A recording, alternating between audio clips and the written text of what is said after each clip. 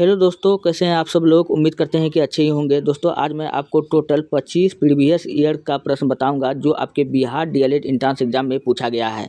तो इन प्रश्नों को पूछे जाने की संभावना काफ़ी अधिक होता है। तो चलिए हम लोग वीडियो को स्टार्ट करते हैं।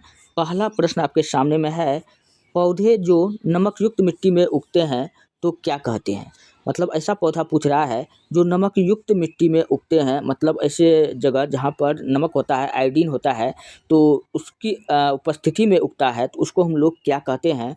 दोस्तों हम लोग उसको क्या कहते हैं, तो उसको हम लोग कहते हैं हाइलोफाइट। क्या कहते हैं, हाइलोफाइट कहते हैं। तो ऑप्शन नंबर सी क्या हो जाएगा, बिल्कुल राइट हो जाएगा। अच्छा, हाइड्रोफाइट क्या होता है। हाइड्रोफाइट दोस्तों जल की उपस्थिति में उगने वाले पौधे को हम लोग क्या कहते हैं, हाइड्रोफाइट कहते हैं। यानी जल में उगने वाला पौधा को हम लोग क्या कहते हैं, जल में उगने वाला पौधा को हम लोग क्या कहेंगे, हाइड्रोफाइट कहेंगे। अच्छा, जीरोफाइट हम लोग किसको कहते हैं।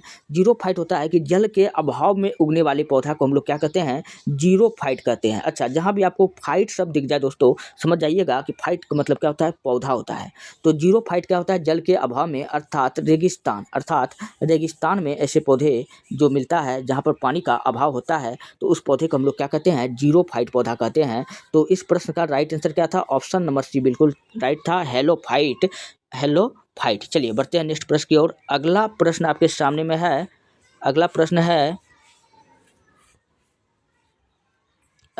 है, पौधे का कौन सा भाग फूल बनने का उद्दीपन ग्रहण करता है। पौधे का कौन सा भाग फूल बनने का उद्दीपन ग्रहण करता है। तो आपको बताना है कि पौधा में दोस्तों कौन सा भाग बनता है, फूल बनने का उद्दीपन मतलब होता है कि जब आप कोई चीज़ का महसूस हो करना, क्या होता है, महसूस करना। तो पौधा में दोस्तों फूल बनता है, पत्ता बनता है। तो हम जानते हैं कि पौधा का सबसे जो ऊपरी हिस्सा क्या होता है, पत्ता होता है। क्या होता है, पत्ता होता है। और ये देखिए सूर्य के प्रकाश के उपस्थिति में पेड़ पौधे क्या बनाते हैं, अपना भोजन बनाते हैं, अपना वृद्धि करते हैं। और इस प्रकार दोस्तों क्या हो जाएगा, बिना सूर्य का प्रकाश का नहीं होगा। तो क्या हो जाएगा, इसका राइट आंसर पत्ती हो जाएगा। पत्ती तो ऑप्शन में नहीं दिख रहा है, क्या दिख रहा है, पर्ण दिख रहा है, क्योंकि पर्ण का अर्थ भी क्या होता है, पत्ता होता है। तो ऑप्शन नंबर सी क्या हो जाएगा, बिल्कुल राइट हो जाएगा। चलिए बढ़ते हैं नेक्स्ट प्रश्न। अगला प्रश्न आपके सामने में है, भ्रूण किसमें मिलता है। भ्रूण किसमें मिलता है। तो आपको याद रखना है, क्या फूल में मिलता है, बिल्कुल नहीं। पर्ण में यानी पत्ता में मिलता है, बिल्कुल नहीं। बीज में मिलता है, बिल्कुल सही। तो भ्रूण किस में मिलता है, बीज में मिलता है। तो ऑप्शन नंबर सी क्या हो जाएगा, बिल्कुल राइट हो जाएगा। अच्छा, आपने बहुत सारा ऐसे चीज़ को देखा होगा, जैसे आप देख लीजिए चना को अगर दोस्तों आप कुछ ज़्यादा दिन के लिए पानी में डाल दीजिए तो उसमें देखिएगा कि वो अंकुरित हो जाता है, उसमें भ्रूण उगने लगता है। तो वो जो छोटा छोटा जो गाछ जो निकलने लगता है, नोट निकलने लगता है, उन्हीं को हम लोग क्या कहते हैं, भ्रूण कहते हैं। तो भ्रूण इसलिए आप समझ गए होंगे। तो इस प्रश्न का ऑप्शन नंबर सी क्या होगा, बिल्कुल राइट होगा। चलिए हम लोग बढ़ते हैं नेक्स्ट अगले प्रश्न की ओर। अगला प्रश्न आपके सामने में है, प्रकाश संश्लेषण होता है। प्रकाश संश्लेषण होता है, इसी को हम लोग क्या कहते हैं, फोटोसिंथेसिस की क्रिया। प्रकाश संश्लेषण को इंग्लिश में क्या कहते हैं, फोटोसिंथेसिस कहते हैं। तो फोटोसिंथेसिस की क्रिया होता है, किसमें होता है, न्यूक्लियस में होता है, बिल्कुल नहीं। माइटोकॉन्ड्रिया में होता है, बिल्कुल नहीं। कहाँ, क्लोरोप्लास्ट में होता है। कहाँ होता है, क्लोरोप्लास्ट में होता है। और इस प्रश्न का ऑप्शन नंबर सी क्या हो जाएगा, बिल्कुल राइट हो जाएगा। प्रकाश संश्लेषण की क्रिया पूछेगा कहाँ होता है, तो क्लोरोप्लास्ट में होता है और इसकी उपस्थिति के कारण ही होता है। अच्छा, क्लोरोप्लास्ट में कहेगा कि कौन सा धातु पाया जाता है, तो आपको बताना है कि मैग्नीशियम। क्या पाया जाता है, मैग्नीशियम पाया जाता है, Mg पाया जाता है। और क्लोरोप्लास्ट से दोस्तों क्या निकलता है, क्लोरोफिल निकलती है। क्या निकलती है, क्लोरोफिल निकलती है, जो पत्ते को क्या रखती है, हरा रखती है। क्वेश्चन पूछा ये भी जाता है कि पत्ती हरा हमको दिखती है, किसके कारण दिखती है, क्लोरोफिल के कारण दिखती है, जो कहाँ से निकलता है, क्लोरोप्लास्ट से निकलता है। अच्छा, माइटोकॉन्ड्रिया को हम लोग कोशिका का श्वसन स्थल कहते हैं। क्या कहते हैं, कोशिका का श्वसन स्थल या ऊर्जा घर। कोशिका का ऊर्जा घर या बिजली घर पूछेगा, हम लोग किसको कहते हैं, माइटोकॉन्ड्रिया को कहते हैं। न्यूक्लियस को दोस्तों हम लोग क्या कहते हैं, न्यूक्लियस को हम लोग हिंदी में कहते हैं केंद्रक। और न्यूक्लियस को हम लोग कहते हैं कोशिका का दिमाग। क्या कहते हैं, कोशिका का दिमाग कहेगा, किसको कहते हैं, तो न्यूक्लियस को कहते हैं। पर ऑक्सीसोम क्या होता है दोस्तों, वैसा पौधा जो दिन रात ऑक्सीजन लेता हो, 24 घंटा ऑक्सीजन लेता है, देता है, उसको हम लोग क्या कहते हैं, पर ऑक्सीसोम पौधा कहते हैं। ऐसा पौधा नीम होता है। पीपल होता है, बरगद होता है, इसलिए इस पौधे को हम लोग पूजा करते हैं। तो इसको क्या है, इससे ये मत समझ लीजिएगा इस पौधे में भगवान है, क्योंकि मानव धरती पर उसी चीज़ को जिंदा रहने देता है जो उनके काम का योग होता है। नहीं तो मानव इस क्या करेगा, ऐसे पौधे को हटा देगा, फेंक देगा, कोई लगाएगा नहीं, इसको जला देगा। तो सरकार ने इसको क्या कर दिया, धर्म से जोड़ दिया ताकि इनको बचा के रखा जाए। तो पर ऑक्सीसम पौधा उम्मीद करते हैं कि आपको समझ में आ गया होगा। चलिए बढ़ते हैं नेक्स्ट अगला प्रश्न की ओर। हम बढ़ते हैं। अगला प्रश्न है, जेनेटिक्स निम्नलिखित में से किसका अध्ययन है। जेनेटिक्स पूछ रहा है कि किसका अध्ययन है। तो जेनेटिक्स किसका अध्ययन है, तो अनुवांशिकता का अध्ययन ही क्या कहलाता है, जेनेटिक्स कहलाता है। जेनेटिक्स इंग्लिश हो गया, हिंदी में सिर्फ क्या कहते हैं, अनुवांशिकता कहते हैं। तो अनुवांशिकता के अध्ययन को हम लोग क्या कहते हैं, जेनेटिक्स कहते हैं। तो ऑप्शन नंबर डी क्या हो जाएगा, बिल्कुल राइट हो जाएगा। अच्छा, अनुवांशिक शब्द पूछेगा कौन दिया था, तो अनुवांशिक शब्द दिया था वाटसन ने। कौन दिया था, अनुवांशिक शब्द पूछेगा कौन दिया था, वाटसन ने दिया था। और अनुवांशिकता का खोज पूछेगा कौन किया था, तो ग्रेगर जॉन मेंडल ने किया था। कौन किया था, ग्रेगर जॉन मेंडल ने किया था। इन्होंने अनुवांशिकता का टोटल 3 नियम बताया। कितना नियम बताया, 3 नियम बताया, जिसको हम लोग कहते हैं स्वतंत्र अव्यूहन का नियम, पृथक्करण का नियम, और एक तो दिमाग में अभी नहीं याद आ रहा है। तो इस प्रकार इन्होंने टोटल 3 प्रकार का नियम बताया, किसका, अनुवांशिकता का। और इन्होंने अनुवांशिकता का खोज पूछेगा किस पर किया था, तो आपको बताना है मेंडल ने मटर के पौधे पर किया था। किस पर किया था, मटर के पौधा पर। मैं रेलवे का एग्जाम दे रहा था, वहाँ मटर का पौधा नहीं था, वहाँ पर मटर का पौधा भी था और था गार्डन मटर। तो ये भी याद रख लीजिएगा, मटर मटर रट करके जाइएगा, वहाँ रहेगा गार्डन मटर।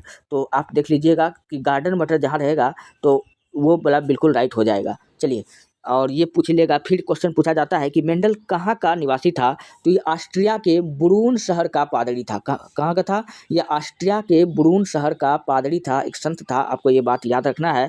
तो आपने कितना क्वेश्चन कर डाला एक ही प्रश्न से, और इस प्रकार से अगर आप पढ़िएगा तो दुनिया का कोई भी एग्जाम को आप क्रैक कर सकते हैं। आप जितना हो सके एक एक प्रश्न से ज़्यादा प्रश्नों को रिलेट करना सीखिए, तभी बेहतर हो जाएगा एक दिन आपका जीके जीएस। चलिए बढ़ते हैं नेक्स्ट प्रश्न की ओर। अगला प्रश्न आपके सामने में है, समानता, स्वतंत्रता और बंधुता किस क्रांति का नारा था। तो स्वतंत्रता, समानता और बंधुता किस क्रांति का भैया नारा था, यह फ्रांसीसी क्रांति का नारा था। और यह फ्रांसीसी क्रांति कब हुआ था, 1789 में हुआ था। कब हुआ था, 1789 में हुआ था। इस क्रांति का नारा क्या था, स्वतंत्रता, समानता और बंधुता था। आपको ये बात याद रखना है। चलिए बढ़ते हैं नेक्स्ट प्रश्न की ओर। अगला प्रश्न आपके सामने में है। अगला प्रश्न है, राज्यसभा के सदस्य का कार्यकाल कितने वर्ष का होता है। तो राज्यसभा का सदस्य का जो कार्यकाल होता है वह 6 वर्ष का होता है। कितना वर्ष का होता है, 6 वर्ष का होता है। तो इस प्रश्न का ऑप्शन नंबर सी क्या होगा, बिल्कुल राइट होगा। चलिए हम लोग बढ़ते हैं अगले प्रश्न की ओर। अगला प्रश्न है, मतगणना का कार्य कौन करता है। तो मतगणना का कार्य जो करता है दोस्तों, भारत निर्वाचन आयोग, इसी को इंग्लिश में कहते हैं इलेक्शन कमीशन ऑफ इंडिया। तो भारत निर्वाचन आयोग, और यानी इसी को हम लोग क्या कहते हैं, निर्वाचन मतलब क्या होता है, जो चुनाव करवाता है। तो चुनाव आयोग भी हम लोग कह सकते हैं। तो ऑप्शन में देखिए कहाँ दिख रहा है, तो निर्वाचन आयोग तो नहीं, चुनाव आयोग दिख रहा है, तो यही ना हुआ। तो ऑप्शन नंबर डी क्या हो जाएगा, बिल्कुल राइट हो जाएगा। और ये दोस्तों चुनाव आयोग जो होता है यह राज्य स्तर पर होता है, इसे राजकीय चुनाव आयोग कहते हैं। एक होता है केंद्र स्तर पर, उसको कहते हैं केंद्रीय चुनाव आयोग। राजकीय चुनाव आयोग जो होता है वो राज्य में राज्य के सभी चुनाव को करवाते हैं, और केंद्रीय चुनाव आयोग देश स्तर के संपूर्ण चुनाव को वो करवाते हैं। आपको ये बात याद होना चाहिए। और चुनाव आयोग का प्रावधान कहेगा भारतीय संविधान के किस अनुच्छेद में है, तो आपको बताना है कि अनुच्छेद 324, अनुच्छेद 324 का संबंध किससे है, चुनाव आयोग से है। भारत का पहला आपको बताना है कि चुनाव आयोग का अध्यक्ष कौन था, तो आपको बताना है कि सुकुमार सेन। क्या बताना है, सुकुमार सेन आपको बताना है। कई बार एग्जाम में छोटा से छोटा, बड़ा से बड़ा, कई सारे एग्जाम में ऐसा प्रश्न को पूछा जाता है, इसलिए आपको याद रखना है सुकुमार सेन पहले निर्वाचन आयोग के अध्यक्ष थे। चलिए बढ़ते हैं नेक्स्ट अगले प्रश्न की ओर। अगला प्रश्न आपके सामने में है, भारत में लोकतंत्र में बड़ी बाधा क्या है? भारत में हम लोग जानते हैं क्या चलता है, लोकतंत्र। और लोकतंत्र जो है दोस्तों जनता के द्वारा चलाए गए शासन को हम लोग क्या कहते हैं, लोकतंत्र कहते हैं। लोकतंत्र में शासन किसका होता है, जनता का होता है। जनता अपना प्रतिनिधि चुनता है और वो उनके लिए नियम को बनाता है और जनता उस नियम को फॉलो करती है। तो लोकतंत्र में जनता का शासन होता है। लोकतंत्र में जनता का शासन होता है। लोकतंत्र जनता के द्वारा, for the people by the people. ये जो परिभाषा आपने लोकतंत्र का सुना होगा, यह परिभाषा पूछेगा कौन दिया था, तो अमेरिका के राष्ट्रपति अब्राहम लिंकन दिया था। कौन दिया था, अब्राहम लिंकन दिया था। आपको ये बात याद रखना है। और इसमें जो लोकतंत्र की सफलता में बड़ी बाधा क्या है कि लोकतंत्र सफल कब नहीं हो पाता है, आपसे क्वेश्चन यही पूछ रहा है कि जब शिक्षित रहेगा, तो जाहिर सी बात है शिक्षित व्यक्ति अच्छे नेता का चुनाव करेंगे, वो हमारे लिए अच्छे काम करेंगे। अगर हम दारू पैसा नोट दे करके वोट देंगे तो वो हमारे लिए काम अच्छा नहीं करेगा, क्योंकि यह अशिक्षित व्यक्ति में ये सब चीज़ अधिक होता है। शिक्षित व्यक्ति अपने हितों को जान पाएंगे, तो अशिक्षा की कमी, ये भी बात बिल्कुल सही है। गरीबी दोस्तों, गरीबी एक ऐसा मोड़ होता है दोस्तों कि आदमी को कुछ नहीं उस समय सूझता है कि जब वो परिस्थिति उसका खराब होता है, कोई आके 5 लाख रुपया दे देता है, 2,000 रुपया दे देता है, हम लोग वोट नहीं को दे देते हैं, तो ये भी मैटर करता है। और मतदान का दुरुपयोग भी हम लोग कर देते हैं। तो इनमें से सभी इसका क्या हो जाएगा, बिल्कुल राइट आंसर हो जाएगा। तो ऑप्शन नंबर डी क्या हो जाएगा, बिल्कुल राइट हो जाएगा। चलिए बढ़ते हैं नेक्स्ट अगले प्रश्न की ओर। अगला प्रश्न आपके सामने में है, 1917 में भारत में पहली जूट मिल किस शहर में स्थापित हुआ था। तो 1917 में भारत का पहला जूट मिल पूछ रहा है कि किस शहर में स्थापित किया गया था। तो वो कलकत्ता में किया गया था। कहाँ किया गया था, कलकत्ता में किया गया था। कलकत्ता में पूछेगा कहाँ किया गया था, तो कलकत्ता हुगली, आपको याद रखना, हुगली नदी के तट पर रिसड़ा में। कहाँ किया गया था, रिसड़ा में। आपको याद रखना, जगह पूछ लेगा तो कलकत्ता में कहाँ, रिसड़ा आपको याद रख लेना है। और किसके द्वारा किया गया था, तब आपको याद रखना है सेठ हुकुमचंद। क्या नाम याद रखना है, सेठ हुकुमचंद याद रखना है आपको नाम। चलिए बढ़ते हैं नेक्स्ट प्रश्न की ओर। अगला प्रश्न आपके सामने में है, किस फसल को विकसित होने में लगभग 1 वर्ष लगता है, पूरा साल लग जाता है, कौन सा फसल है। चावल को बिल्कुल नहीं, गन्ना, हाँ गन्ना बिल्कुल राइट हो जाएगा। गन्ना को विकसित होने में दोस्तों क्या होता है, पूरा 1 साल लग जाता है। तो इस प्रश्न का ऑप्शन नंबर बी क्या हो जाएगा, बिल्कुल राइट हो जाएगा। और गन्ना से दोस्तों क्या बनता है, चीनी बनता है, गुड़ बनता है, शराब बनता है, यही गन्ना से बनता है। आपको ये बात याद होना चाहिए। और इसका उत्पादन में पूरा 1 साल लग जाता है। क्वेश्चन ये भी पूछा गया है, गन्ना का साइंटिफिक नेम पूछा गया है, वनस्पतिक नाम पूछा गया गन्ना का, तब आपको क्या बताना है, सैकड़म गन्ना का वनस्पति नाम क्या है, सैकड़म ऑफिसिनारम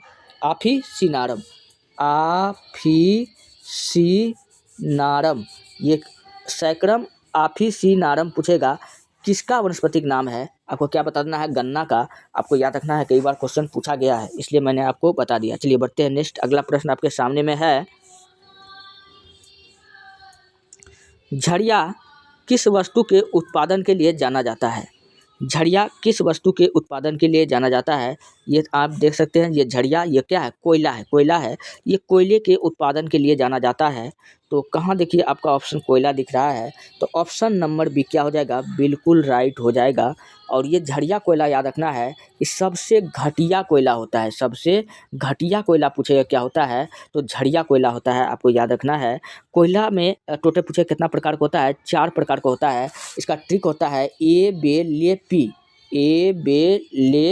पी। आप लोग पेन लेकर के बैठिए, मैं फटाफट बता रहा हूँ। ए से एंथ्रेसाइट सबसे अच्छा कोयला है। बे से बेटुमिनस याद रखना है। इसको हम लोग मुलायम कोयला कहते हैं। बिटुमिनस को हम लोग क्या कहते हैं, मुलायम कोयला कहते हैं। भारत में सर्वाधिक यही कोयला पाया जाता है। ले से आपको याद रखना है कि लिग्नाइट, क्या याद रखना है, लिग्नाइट। इसको हम लोग लिग्नाइट। और पी से याद रखना पीट कोयला, या इसी को हम लोग क्या कहते हैं, झड़िया कोयला। ये कोयला का सबसे निम्नतम क्वालिटी का कोयला है। अगर क्वेश्चन पूछा जाएगा कि भारत में सर्वप्रथम कोयला कब प्राप्त हुआ था, 1814 ईस्वी में। कहाँ प्राप्त हुआ था, पश्चिम बंगाल के रानीगंज में। कहाँ से प्राप्त हुआ था, पश्चिम बंगाल यानी कलकत्ता में ही एक जगह कौन सा पड़ता है, रानीगंज पड़ता है। और इसी रानीगंज से दोस्तों पहली बार कोयला कोयला की प्राप्ति हुई, आपको ये बात याद रखना है। और कोयला के जगह में कौन कौन हो जाएगा, उड़ीसा का तलचर और झारखंड का सिंगरौली और कोयला उत्पादन के लिए कौन कौन सा जगह है, हाँ, तो आपको ये सब जगह याद रखना है। चलिए, आप कोयला को हम लोग क्या कहते हैं, काला हीरा कहते हैं, आपको ये बात याद रखना है। चलिए बढ़ते हैं नेक्स्ट, अगला प्रश्न आपके सामने में है, प्रच्छन्न बेरोजगारी को और किस नाम से हम लोग जानते हैं। प्रच्छन्न बेरोजगारी हम लोग किसको कहते हैं। बेरोजगारी टोटल दोस्तों 8 प्रकार का होता है। बेरोजगारी हम लोग पहले जानिए होता क्या है। तो वैसे बेरोजगारी हम लोग ऐसा स्थिति को कहते हैं जब व्यक्ति काम करने की इच्छा रखता है परंतु उसको काम नहीं मिलता है, और उसको हम लोग क्या कहते हैं, तब कहते हैं बेरोजगारी। काम करने का इच्छा ही नहीं है, कहेगा हम बेरोजगार है, तो ये बेरोजगारी नहीं होता है। भारत में सबसे ज़्यादा यही प्रॉब्लम है, आलसपन, जिसको हम लोग प्रच्छन्न बेरोजगारी कहते हैं। काम करने की इच्छा रखे परंतु काम न मिले, उसको हम लोग क्या कहते हैं, बेरोजगारी कहते हैं। और इनका 8 प्रकार का होता है। तो इन्हीं में से दोस्तों एक प्रकार का है प्रच्छन्न बेरोजगारी, इसी को हम लोग कहते हैं। प्रच्छन्न को हम लोग मतलब होता है कम कम कम कम कम कम। ऑप्शन में देखिए कहाँ लिख रहा है, तो अल्प अल्प मतलब हो जाता है अल्प, हाँ, मतलब कम हो जाएगा। अल्प रोजगार मतलब कम रोजगार। तो ऑप्शन नंबर 1 क्या हो जाएगा, बिल्कुल राइट हो जाएगा। अच्छा, एक होता है मौसमी बेरोजगारी। दोस्तों मौसमी बेरोजगारी का प्रभाव किस पर पड़ता है, पंखा विक्रेता, याद रख लीजिएगा, पंखा विक्रेता। मान के चलिए ये एक ही सीजन कमाएगा, ठंडी में तो बिकेगा नहीं। आइसक्रीम विक्रेता, जो आइसक्रीम बेचता है, क्या ठंडी में खाएगा उसको, कोई नहीं खाएगा। ठंडा विक्रेता, तो रजाई को जो बेचता है, तो ये सब क्या है, मौसमी बेरोजगारी है। जो मौसम के अनुकूल बेरोजगारी छा जाता है, उसको हम लोग क्या कहते हैं, मौसमी बेरोजगारी में रखते हैं। चलिए बढ़ते हैं नेक्स्ट, अगला प्रश्न आपके सामने है। अच्छा, बेरोजगारी मापने के लिए क्वेश्चन पूछेगा दोस्तों, किस कमेटी का गठन किया गया था, तो आपको बताना है भगवती कमेटी। क्या बताना है, भगवती कमेटी का संबंध पूछेगा किससे है, तो बेरोजगारी मापन से है, आपको ये बात याद रखना है। ये भी प्रश्न पूछा गया था, मैंने आपको बता दिया। चलिए बढ़ते हैं नेक्स्ट, अगला प्रश्न आपके सामने में है, निम्नलिखित में से कौन सा भारत राज्य का कार्यपालक अध्यक्ष है, यानी कि भारत के कार्यपालिका का अध्यक्ष पूछ रहा है, कौन होता है। तो दोस्तों भारत के कार्यपालिका का अध्यक्ष राष्ट्रपति होता है। कौन होता है, राष्ट्रपति होता है। राष्ट्रपति राष्ट्र का प्रथम व्यक्ति होता है, अर्थात देश का प्रथम व्यक्ति होता है, आपको ये बात याद रखना है। और राष्ट्रपति का उल्लेख दोस्तों भारतीय संविधान के किस आर्टिकल में है, तो आर्टिकल नंबर 52, इसी आर्टिकल को हिंदी में क्या कहते हैं, अनुच्छेद 52 में है। अनुच्छेद 52 कहता है कि भारत में एक राष्ट्रपति होगा, और अनुच्छेद 53 जस्ट क्या करता है, राष्ट्रपति को शक्ति को क्या करता है, कम कर देता है। और अनुच्छेद 53 कहता है कि जो भारत का राष्ट्रपति होगा वो प्रधानमंत्री की सहायता से, अर्थात मंत्रिपरिषद की सहायता से वह अपने शासन को चलाएगा। तो इसलिए भारत में कोई भी चीज़ करता है तो कौन करता है, प्रधानमंत्री करता है, जो भी फैसला लेता है। चलिए बढ़ते हैं नेक्स्ट अगले प्रश्न की ओर। अगला प्रश्न आपके सामने में है, कोणार्क का सूर्य मंदिर किसने बनवाया था। तो कोणार्क का सूर्य मंदिर जो बनवाया था वो कौन बनाया था, तो बनाया था नरसिंह देव प्रथम। कौन बनाया था, नरसिंह देव प्रथम बनाया था। तो ऑप्शन नंबर 1 क्या हो जाएगा, बिल्कुल राइट हो जाएगा। चलिए बढ़ते हैं नेक्स्ट, अगला प्रश्न आपके सामने में है, किस गवर्नर जनरल ने भारत में सती प्रथा का अंत किया था। तो सती प्रथा का अंत करने वाला गवर्नर जनरल कौन था, तो लॉर्ड विलियम बेंटिक। इन्होंने कब किया था, 1829 में सती प्रथा का अंत राजा राम मोहन राय की सहायता से किया था। तो इस प्रश्न का ऑप्शन नंबर सी क्या हो जाएगा, बिल्कुल राइट हो जाएगा। अच्छा, और भी कुछ मैं आपको बताऊं, लॉर्ड कैनिंग यह 1857 के समय गवर्नर जनरल था, आपको ये बात याद रखना है। लॉर्ड रिपन, लॉर्ड रिपन ने क्या किया था दोस्तों, वर्नाकुलर प्रेस एक्ट को हटा दिया था। वर्नाकुलर प्रेस एक्ट को लगाया कौन था, तो लिटनवा। कौन लगाया था, लिटन। और हटा कौन दिया, लॉर्ड रिपन, आपको ये बात याद रखना है। डलहौजी हड़प की नीति गो निषेध प्रथा का जनक माना जाता है। चलिए बढ़ते हैं नेक्स्ट, अगला प्रश्न आपके सामने में है, भारत में सबसे बड़े क्षेत्र में भारत में सबसे बड़े क्षेत्र में फैले हुए वन कौन से हैं। तो सबसे बड़े क्षेत्र में जो वन फैले हुए हैं वो कौन सा वन है, तो उष्णकटिबंधीय पर्णपाती वन है। तो ऑप्शन नंबर बी क्या हो जाएगा, बिल्कुल राइट हो जाएगा। यही सबसे अधिक क्षेत्र में फैला हुआ है। और ये इस वन को दोस्तों हम लोग क्या कहते हैं, ऐसे वन को हम लोग कहते हैं, यह पतझड़ में अपने पत्तियों को क्या करती है, गिरा देती है। पतझड़ के मौसम में अपनी पत्तियों को पूछे कौन सा वन गिरा देती है, तो आपको क्या बताना है, उष्णकटिबंधीय पर्णपाती वन जो पतझड़ के मौसम में अपने पत्ते को गिरा देती है। इसलिए इस वन को दोस्तों हम लोग क्या कहते हैं, पर्णपाती वन या पतझड़ वन, या इसी को हम लोग कहते हैं मानसून वन के हम लोग नाम से जानते हैं। चलिए बढ़ते हैं नेक्स्ट प्रश्न की ओर। अगला प्रश्न आपके सामने में है, 1857 की भारतीय विद्रोह के दौरान कुंवर सिंह की उपलब्धियों की पहचान के लिए कुंवर सिंह जयंती मनाई जाती है। कुंवर सिंह की जयंती मनाई जाती है, वो कहाँ मनाई जाती है, आपसे ये पूछ लिया है, तो बिहार में। ऑप्शन नंबर बी क्या हो जाएगा, बिल्कुल राइट हो जाएगा। दरअसल 1857 की क्रांति का नेतृत्व पूछेगा बिहार से कौन किया था, तो बाबू वीर कुंवर सिंह किया था। ये आरा भोजपुर के जिम्मेदार फैमिली से थे। ये आरा भोजपुर के जिम्मेदार फैमिली से, भोजपुर में एक जगह है जगदीशपुर, तो भोजपुर नहीं रहे तो जगदीशपुर ऑप्शन में रहता है। तो आरा भोजपुर या जगदीशपुर के जिम्मेदार फैमिली से था, जिन्होंने बिहार से 1857 के क्रांति का नेतृत्व किया था। अगर पूछेगा, अगर पटना से पर्सनल पूछ ले कि पटना से कौन कर रहा था, तब बताना है प से पटना, प से पीर अली। कौन कर रहा था 1857 के क्रांति का नेतृत्व पटना से, तो पीर अली कर रहा था। और पीर अली दोस्तों एक पुस्तक विक्रेता था। क्या था, एक पुस्तक विक्रेता था। चलिए बढ़ते हैं नेक्स्ट अगले प्रश्न की ओर। अगला प्रश्न आपके सामने में है, मवेशी की एक प्रजाति मिथुन पाई जाती है। यह देख लीजिए, मवेशी की एक प्रजाति होती है मिथुन, जो कहाँ पाई जाती है, तो ये दोस्तों पाई जाती है अरुणाचल प्रदेश में पाई जाती है। तो ऑप्शन नंबर बी क्या होगा, बिल्कुल राइट हो जाएगा। चलिए बढ़ते हैं हम लोग नेक्स्ट प्रश्न की ओर। अगला प्रश्न आपके सामने में है, महावीर स्वामी का जन्म कहाँ हुआ था। दोस्तों महावीर स्वामी का जन्म जो हुआ था वैशाली के कुंडल ग्राम में हुआ था। कहाँ हुआ था, कुंडल ग्राम में हुआ था। तो वैशाली के कुंडल ग्राम, कुंड ग्राम यहाँ लिखा हुआ है, कोई दिक्कत नहीं है, या कुंड ग्राम कहिए या कुंडल ग्राम कहिए। और यह कहाँ पड़ता है, तो आपको याद रखना है कि ये वैशाली में पड़ता है। इनका बचपन का नाम पूछेगा क्या था, तो वर्धमान बताना है। क्या बताना है, वर्धमान बताना है। ये जैन धर्म के 24वें तीर्थकार थे। जैन धर्म के कितने नंबर के तीर्थकार थे, 24वें तीर्थकार थे। और यही जैन धर्म के वास्तविक तीर्थकार भी कहे जाते हैं। जबकि जैन धर्म का स्थापना पूछेगा कौन किया था, तो जैन धर्म का वास्तविक संस्थापक ये था। जबकि स्थापना पूछेगा कौन किया था, तो ऋषभ देव ने किया था। कौन किया था, ऋषभ देव ने किया था। यही जैन धर्म का प्रथम तीर्थकार है। आपको ये बात याद रखना है। इसका बचपन का नाम क्या था ऋषभ देव का, अजीतनाथ। क्या नाम था, अजीतनाथ नाम था। और आपको क्या रखना है, इसका प्रतीक चिन्ह ऋषभ याद रखना, ऋषभ। तो इनका प्रतीक चिन्ह क्या था, ऋषभ था। चलिए बढ़ते हैं नेक्स्ट। अगला प्रश्न आपके सामने में है, अगला प्रश्न आपके सामने में है, कौन सी संस्था नज़र रखती है कि बैंक वास्तव में नगद शेष बनाए हुए हैं।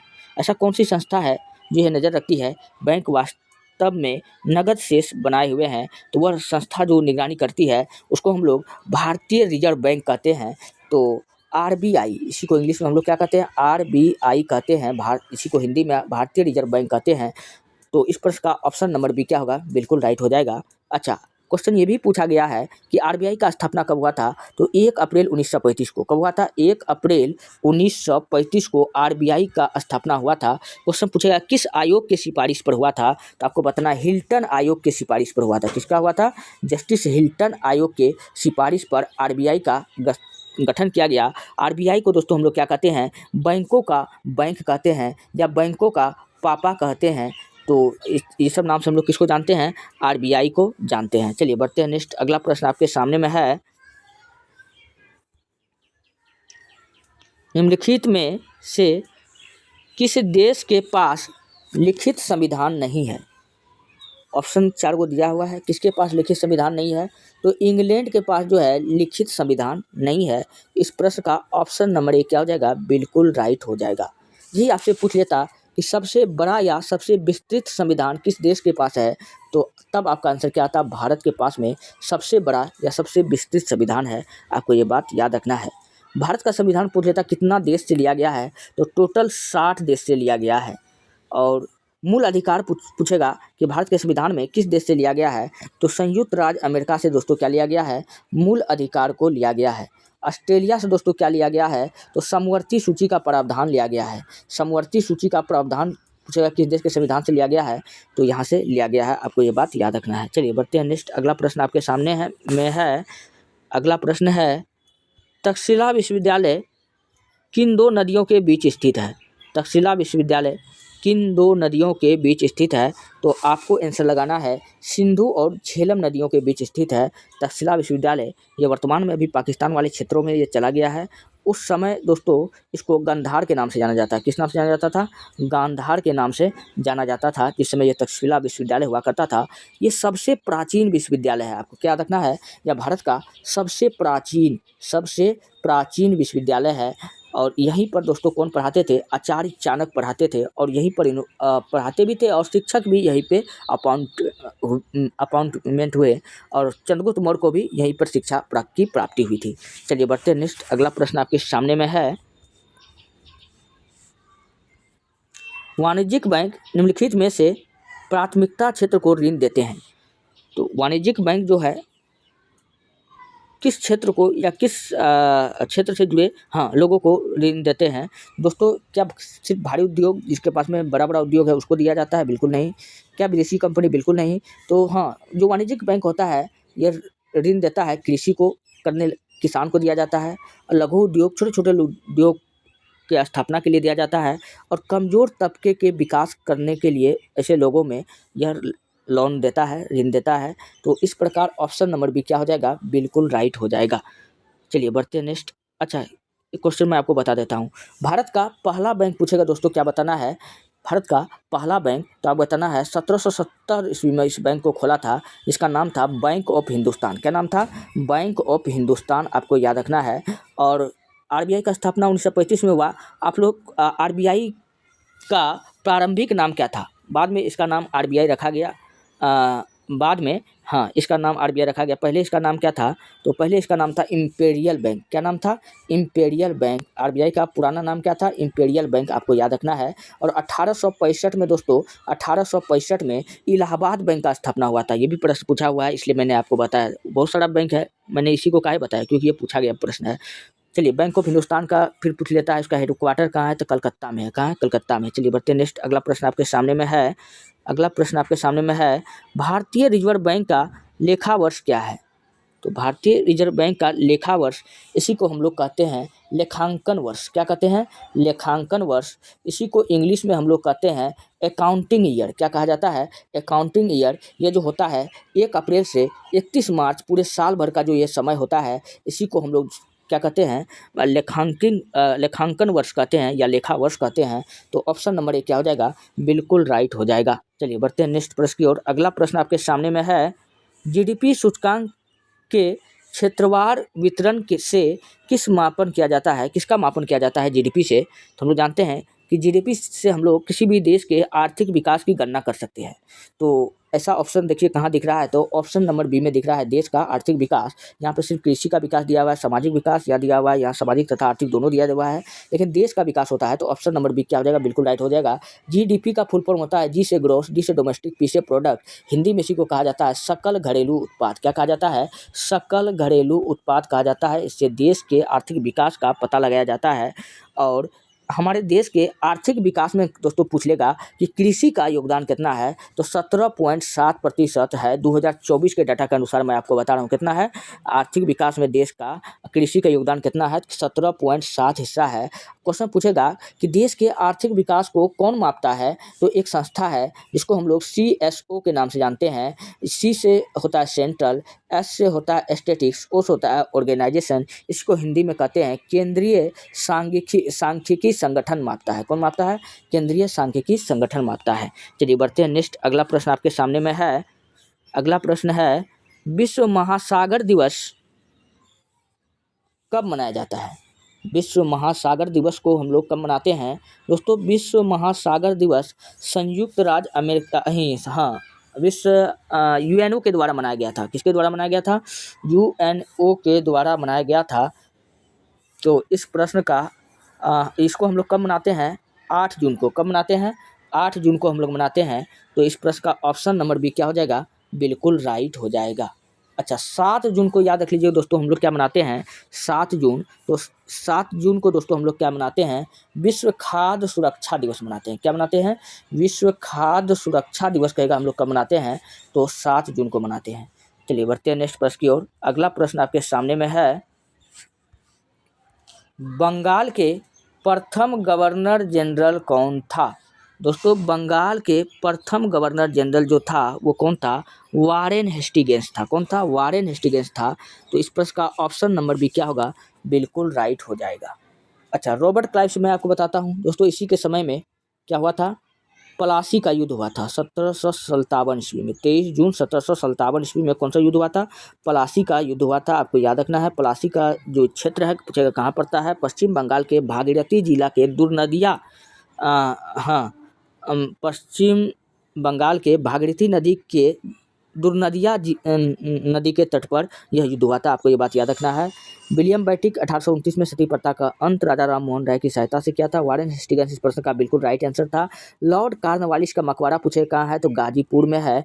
इन्होंने कॉर्नवालिस कोड को लगाया था। कौन सा कोड लगाया था? कॉर्नवालिस कोड लगाया था 1793 ईस्वी में। पूछे कॉर्नवालिस कोड कब लगा था? 1793 ईस्वी में। कौन लगाया था? लॉर्ड कॉर्नवालिस को लगाया था। तो दोस्तों ये रहा आज के प्रश्न। काफ़ी इंपॉर्टेंट प्रश्न था जो आपके एग्जाम में पूछे गए हैं। इसी टाइप के प्रश्न आपके एग्जाम में पूछे जाते हैं। अगर आपको पीडीएफ चाहिए जाइए हमारे टेलीग्राम चैनल पर, वहाँ पर आप इतिहास की दुनिया 99 लिख करके वीडियो का पीडीएफ ले लीजिए। नहीं तो क्लास का पीडीएफ आपका टेलीग्राम चैनल पर अपलोड हो जाता है, वहाँ से ले सकते हैं। डिस्क्रिप्शन में पड़ा होता है लिंक, नहीं तो वहाँ से भी ले सकते हैं। मिलते हैं नेक्स्ट वीडियो में। धन्यवाद।